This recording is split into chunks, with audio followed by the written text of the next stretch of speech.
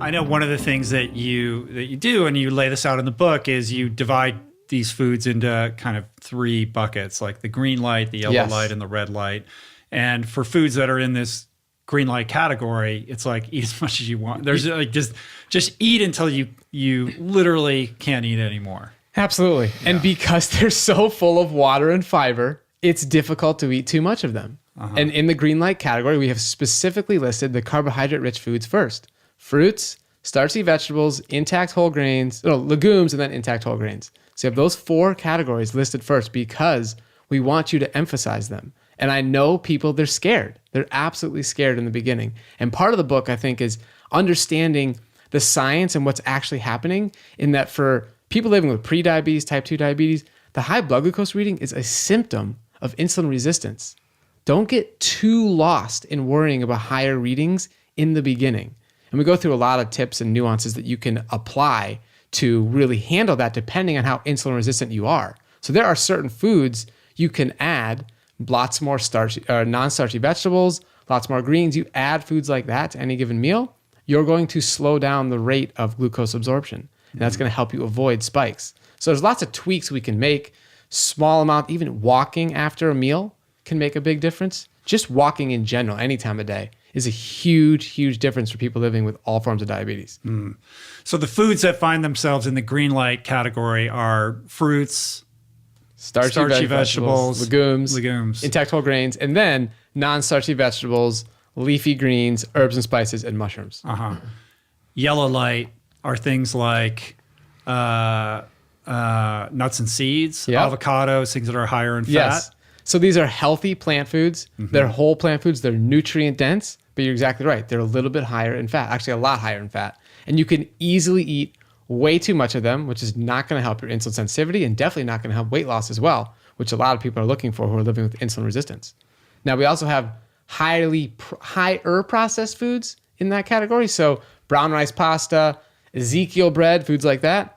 It's a little bit more processed than the original intact food it was made from. So I'd rather have you have brown rice than brown rice pasta.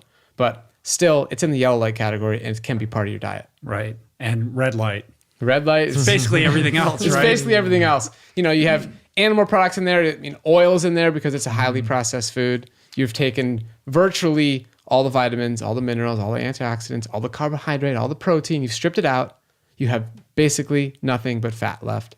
Very, very calorie dense. It's easy to eat too much. Also, a lot of oils are going to mess up your omega-6 to omega-3 ratio. So it's best to just limit or avoid them to the best of your ability.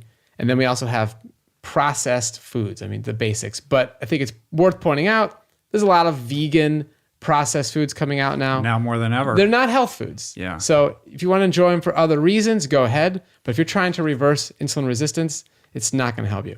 Right. What about beans? Beans. Ooh, double green light. Triple double green light? Highly encouraged. Yeah. Highly encouraged. Yeah. You asked that question because you enjoy eating beans yourself? I eat a ridiculous amount of beans. Yeah. Yeah. And I remember. Tell them about the second meal effect. Oh, yeah. Okay. One second here. In Finding Ultra, you talk about the fact that when you finally transitioned to a plant-based diet and you actually gave it a good shot, that you had to go through some personalization as well. Yeah. Right? You were sort of manipulating your diet to determine what's going to give you the best performance, the best recovery, and what's going to make you feel best. Were you also at that time, did you also get excited about the prospect of eating lots of carbohydrate-rich food? Like, what was the emotional under feeling? I mean, there? yeah, I would say yes. I wasn't. I mean, I didn't approach it with an engineer's mindset in the way that you might, and I wasn't avoiding carbohydrates prior to that. I was just trying to find a way to eat that would keep my energy levels super high, like all the time. And then as the training began to ramp up, I mean, my diet is much higher in fat than what you guys are recommending. And even this conversation, having it with you guys right now is other conversations that I've had with lots of other people, interesting people on this podcast that do things similar to you, has me rethinking that and reducing my fat intake considerably based, in comparison to what I have been doing. But when I was training 25, 30 hours a week, yeah, like lots of avocados and some higher fat stuff that, I probably wouldn't do now. Fair enough. Well, so there is this thing called the athlete's paradox, which I think is actually phenomenal. It's very interesting, which is that some research actually shows that the lipid droplet also grows inside of muscle tissue of athletes who are eating a slightly higher fat intake, but it's not problematic because that lipid depot is basically, it grows and shrinks and grows and shrinks rapidly. So as a result of doing endurance sports or a result of being a frequent athlete, that becomes a fuel depot rather than a pathological storage of fatty until you acids. stop training. Yeah, exactly. Yeah, right.